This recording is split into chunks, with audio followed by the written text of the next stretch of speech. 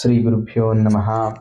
Harihi Om. Jai Shri Ram. Welcome to our next episode in our complete reading of Srimad Valmiki Ramayana. Currently, we are in the Sundara Kanda. We also saw how Hanuman was making a prayer where he does a namaskara to his guru and all the other important people. Again, Sundara Kanda tells us about the importance of doing namaskara in a proper way also. Here, Hanuman, he doesn't do the namaskara to Sita Ma, he only does it to Sri Ramachandra.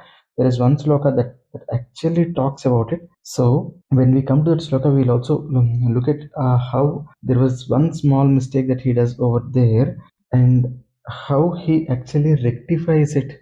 He does another namaskara later on, which actually helps him more. So, we'll be looking at both of them as well later on. But let us get to the part where he is now talking to the Vanaras now.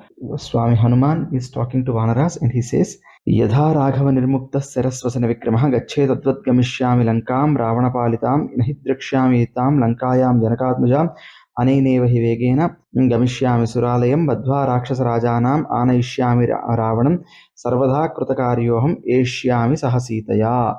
Now he has said three shlokas here. The first one he's saying yathaa Raaghava nirmukta sarasvasena vikramaha. This is a very important and a very interesting sloka. The reason being, I am the arrow that Sri Ramachandra has left and I will go like the arrow of Sri Ramachandra. At the outset, this looks like a very normal way of talking about he going to Lanka, right? So he's saying Rama Satya Parakramaha, right? So any arrow of Sri Ramachandra will achieve its purpose. That's what we have already seen. Here he is saying, I am starting like a Sri Ramachandra's arrow, which essentially means Sri Ramachandra's arrow will go and get what is needed. So I am going like that, which essentially means I will finish the work and only then come. Now, there is another meaning here. We saw that with the Sala Vrikshas in Kishkindha Kanda also,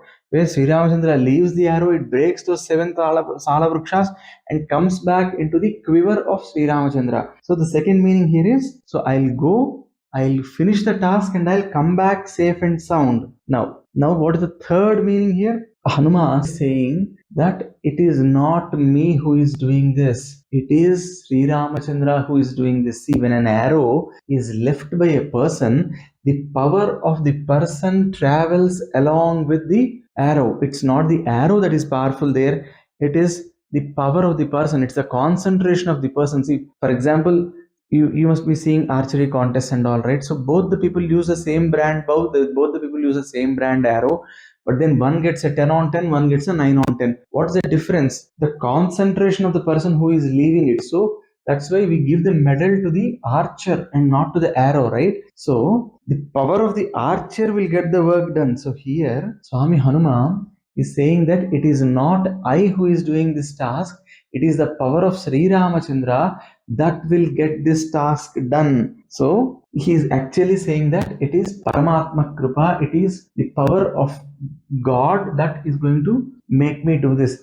But then again, just because he is saying that this is the power of God that is going to make this thing work for me, he is not going to stay silent. This is a very important thing that we need to learn from Swami Hanuma, because he searches, he works a lot, right? And he has a lot of confidence on himself. He searches for a lot of time.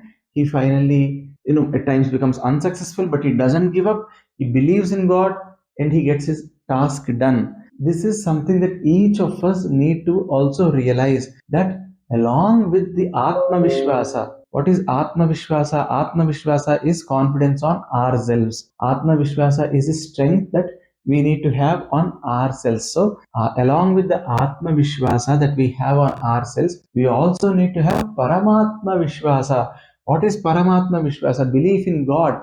Believe that God is going to help you. Believe that He is not going to leave your hand. So you need both the confidence on yourself as well as the confidence on that you're always being protected. There is a great Upanyasa person who gives discourses in Telugu on multiple subjects. His name is Sri Garikipati Narasimharao, and he keeps repeating this word. You need to have Atma Vishwasa and Paramatma Vishwasa. They both are like 2 feet. you need both the feet to walk properly, right? So that's where Swami Hanuma is showing that in practicality that, I am not taking any airs for this. I know that his hand is there with me. Swami Hanuma with this is setting an example to the entire humanity as to how a Karya Sadhaka, a man who wants to get his things done, should behave. He's also talking about the risks now. He's saying, okay, I might go to Lanka, yathaa Raaghava nirmuktah swasana vikramah, gacche tadvad gamishyami Lankam Ravana paladam. I'll go to Lanka. But what if Sita is not there in Lanka? What if Sitama is not there in Lanka? Nahi drakshyami etam Lankayam janakatmajam anenaiva hi vegena gamishyami suralayam. So if I will not find Sitama over there, if I am not seeing Sitama over there, where will I go? I will go to Svargaloka, because Ravana has already won over Svarga. So if he is not in his capital, he might have gone to the capital of all the world, which is Svargaloka. And so he must have kept Sitama there in the Svargaloka, because he knows, he might have realized the divinity in her and have taken her to Svargaloka. So I will go and search Nashit Drakshami Yatam Lankayam Janakatmajam Anenaiva hi vegena Gamishyami Suralayam. I will go there and I'll check in Svargaloka if I can find whom? Sitama. And then if I don't even find her there also, Idiva Tridve Sitam Nadrakshyam Yakruda Sramha Badhva Rakshasa Rajanam Anaishyami Ravanam. So he's saying, if I don't find Sitama in all the three worlds, if I'm not finding her in Svargaloka, I'll go to Patala, I'll search there. If I'm not finding her in all the three lokas, in the Svargamartya Patalas, if I'm not finding her anywhere, what will I do? I will immediately catch hold of Ravana and I will Badhva Rakshasa Rajanam. He's saying, I'll arrest Ravana, I'll catch hold of Ravana, Anaishyami Ravanam, Sarvadha Kritakaryoham Eshyami Sahasitaya. I will arrest Ravana, I'll bind him and I'll come and I'll throw him in front of Sri Ramachandra so that he will tell Anaishyami Vam Lankam Samutpati Saravanam. Otherwise, I'll bring the entire Lanka and put it in front of Sri Ramachandra so that Sri Ramachandra will decide on what needs to be done next. But I am going to get Ravana for sure. So that's the confidence. So he's not like, okay, you're all asking me to do, but don't keep a lot of expectations on me. No, he is not a person of that kind. He's clearly mentioning that he is going with a purpose and he is going to finish that purpose. Or he's going to succeed in that endeavor and come. And now he starts with the flight. He's flying now. Okay. He's on the way towards Lanka. Okay. And look at this. Swami Hanuma's greatness lies in the fact that he is doing all this not for himself. He is doing all this for the sake of Sri Ramachandra. Ram Pujari, Paropakari, Mahavira Bajrangavali, right? So he is doing all this for the sake of Sri Ramachandra, and that's the beauty. And then he is starting Uruvego Tita Vriksha Muhurtam Katman Vaivu Prasthitam Dirghamadhvanam Swandhum Yubandhavaha. So when he jumped from the mountain, for the force that he generated, some of the trees actually came along with him for some distance. As I told while discussing Balakanda, Srimad Ramayana is a wonderful kavya. A lot of people read Srimad Valmiki Ramayana for the beauty of the verse and for the comparison, for the poetry that's over there. Here, Valmiki Maharshi is saying, Prasthitam Dirghamadvanam Swavandhum Evandhavaha. See, these trees and all which started flying along with him, they were not flying as fast as him. That was actually like a collateral.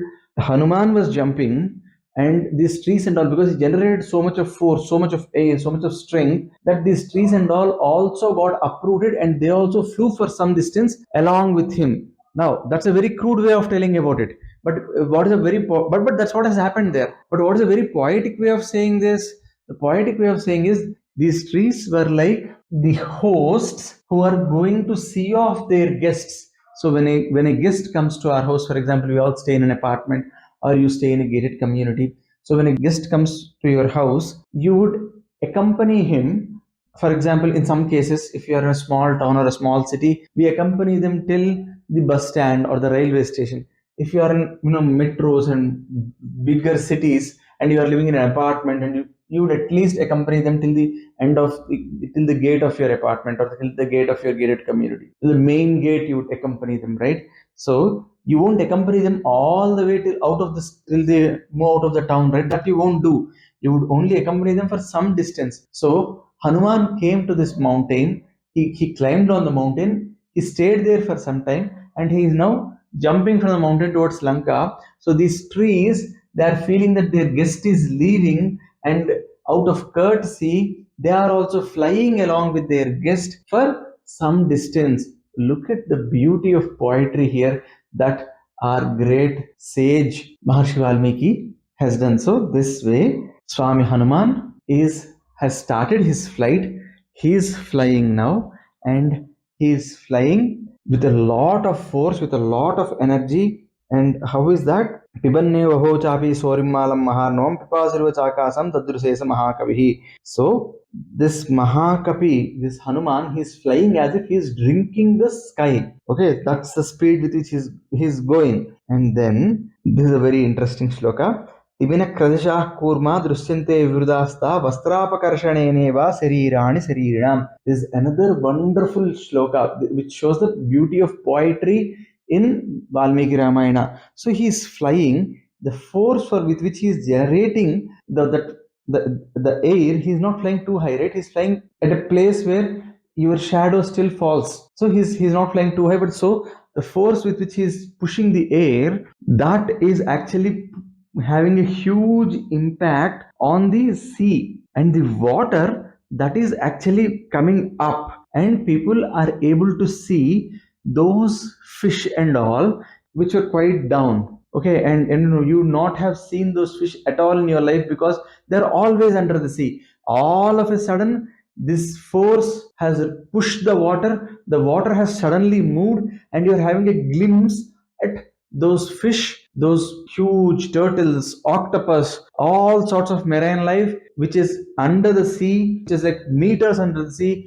All of a sudden, that is becoming visible. Now, this is what has happened. Now, look at how Valmiki says this. He says, Vastrapakarshaneneva sharirani sharirinam. Okay, now imagine somebody is sleeping on the terrace, and all of a sudden there is a huge amount of air that has come, and that has suddenly it came from from his feet towards his head. All of a sudden, the dhoti that he has, all of a sudden it flew up or it flew away for a moment, and then you would see his bare legs and all, right, which normally are not seen. You would see that, and in a minute or and in a second or two, the man realizes that there is a huge air. He immediately corrects his clothes. Then he would again cover himself. So the way, like the bare legs of a person, which are not normally seen but are seen because of a huge wave or a huge amount of air that has come, and that's all unexpected, and the person is caught off guard. Similarly, all these fish and all were also caught off guard because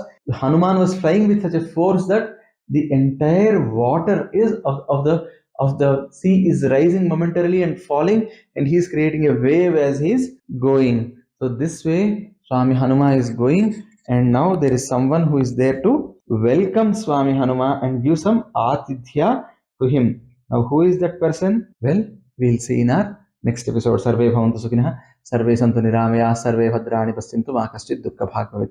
Sarvam Sri Sai Maharaj Swam Charanarvinda Arpanamastu. Swasti. Jai Shri Ram.